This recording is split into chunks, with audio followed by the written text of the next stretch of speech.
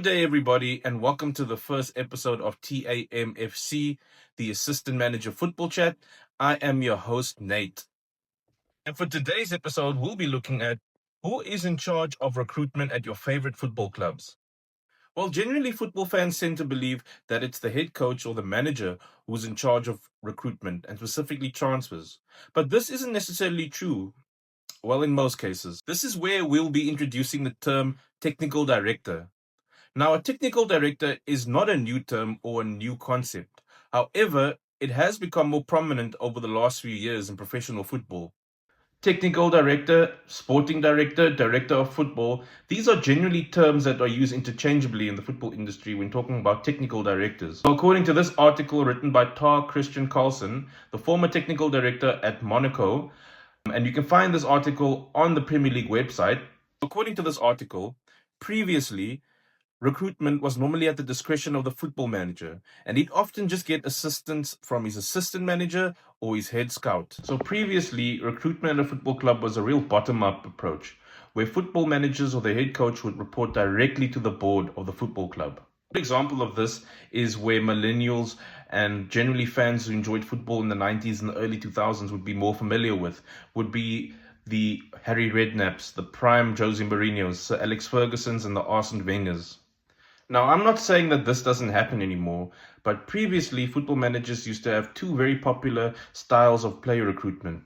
Namely, signing players they previously worked with at previous clubs or scouting players themselves. Then Didier was the kind of player that I analyze a lot because we play against Marseille in the Champions League, and I thought that profile of player is really the profile of the Premier League. Now, with regards to managers signing players who they previously worked with, there are two specific managers who were very notorious for this. One of them being Jose Mourinho, who signed Matic and Carvalho, Eto'o and Drogba, Maniche and Essien at multiple clubs. The other example being Harry Redknapp. He signed players like Jermaine Defoe, Peter Crouch and Nico Kranjčar thrice at 3 different clubs. Now, if we're looking at a football manager who had control and influence over almost all sides of recruitment, we can look to none other than Sir Alex Ferguson as a good example. Alex Ferguson was well known for having influence and control over player recruitment, contract renewals, negotiation, and even scouting. Let's listen to this clip by Ashley Young, who was fortunate to play under Sir Alex Ferguson for quite a few years. And he also played at Manchester United during that period after Sir Alex Ferguson left. Who do you think is responsible for bad recruitment at the club, and how does it work? When David Gill and I say the boss was there, I think the way they recruited players, they knew characters and they had files on people for years to be able to know whether they can fit into a squad. Can they blend into this squad? Will they be able to deal with the pressure of the size of the club or not?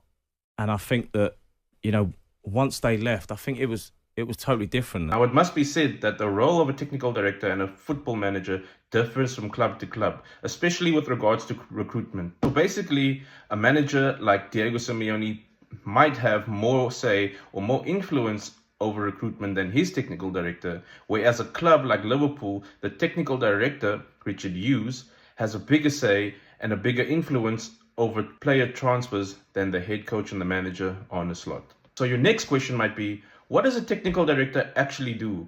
Meaning, what is his role? Let's go back to that article by the Premier League that I just showed you.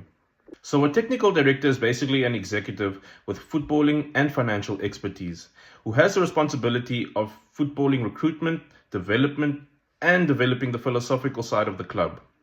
His idea is to secure continuity, as it is better than allowing the head coach to be in charge of these things, as head coaches tend to come and go.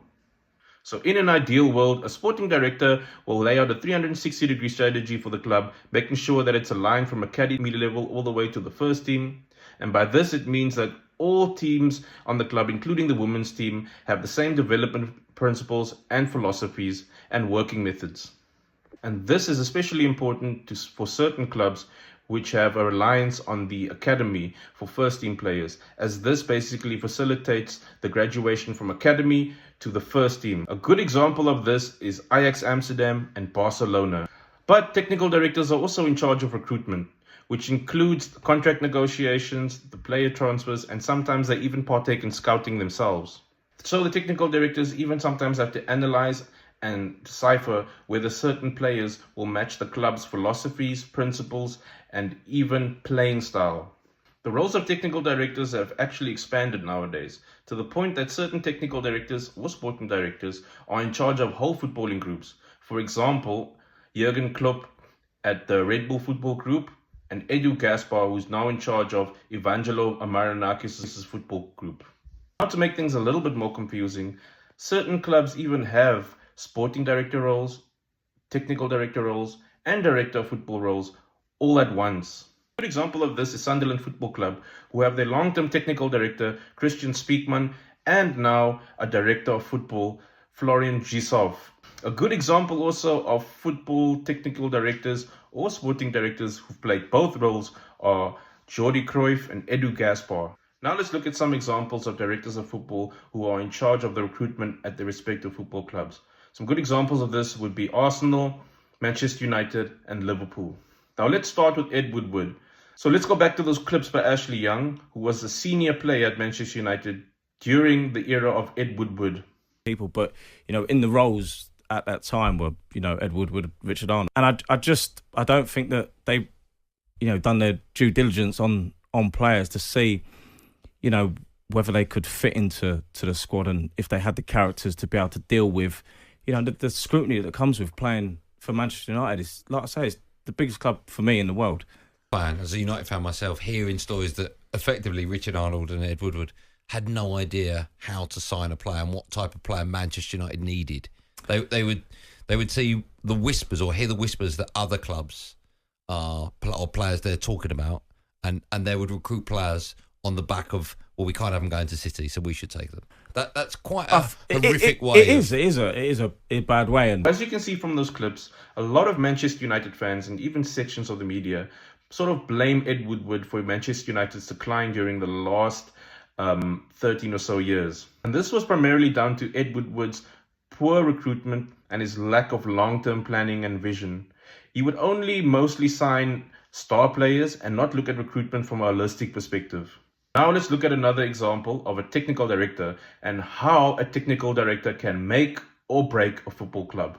So specifically, we'll be looking at Jon Rudkin. He was the same technical director who helped Leicester win the league, the FA Cup, and got them relegated. During Leicester's golden era, a lot of the success was attributed to Jon Rudkin, and specifically his style of recruitment, which was a very data-based approach. Now, unfortunately, he was also part of the reason for Leicester's recent decline, specifically going from the Premier League down to the Championship. And this was down to a number of things, specifically players being allowed to leave on a free after running down their contracts, spiraling wages, which had a chokehold of the club, and just below par managerial appointments and player recruitments. Now, a more recent example of a successful technical director would be Edu Gasper, who has a massive part to play in Arsenal's recent return to the Champions League and even them challenging for the Premier League. So initially, Edu started off as Arsenal's technical director, but was then elevated to sporting director, which was obviously a bigger role within the structure of the club. So according to this article by The Athletic, Edu arrived at Arsenal in 2019 and changed the club's entire structure and opted for a more data-based approach to recruitment, which totally overhauled the previous scouting team. Honestly, even though Arsenal haven't won much besides FA Cup in the last 5 years, it is obvious that through Edu's direction, Arsenal are regulars now in the Champions League and regularly competing for the Premier League. Edu's success did not go unnoticed, and in 2024, he resigned from his role in Arsenal and is now in charge of business operations and sporting operations at Evangelo Marinakis' football club, namely Nottingham, Rio Ave, and Olympiacos. Now, last but not least, one of my favorite current technical directors, and a technical director that sort of brings success whichever club he heads up, is Luis Ocampos. Specifically, if we look at his tenure at Lille, he won the Ligue 1 with them, he won the league with AS Monaco, and he won the Champions League and Ligue 1 with PSG last season. Thank you for watching if you made it to the end of this episode. And let's watch out for part 2. I'm your host, Nate, and this was the first episode of TAMFC. Now you're welcome to like, subscribe, and comment who is your favorite technical director currently.